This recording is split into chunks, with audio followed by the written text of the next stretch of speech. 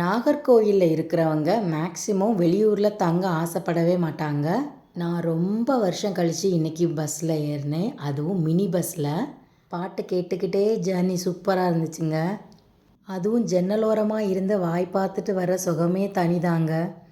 ஆக்சுவலாக நான் நாகர்கோவிலுக்கு எதுக்கு வந்திருந்தேன்னா, குழந்தைங்களுக்கு ட்ரெஸ் எடுக்க வந்தேன். வந்த இடத்துல வந்த சந்தோஷத்தில் ஃபைனலாக குழந்தைங்களுக்கு ட்ரெஸ் எடுக்காமல் ஸ்நாக்ஸ் ஐட்டம் இந்த மாதிரி வாங்கிட்டு வீட்டுக்கு கிளம்பிட்டேங்க.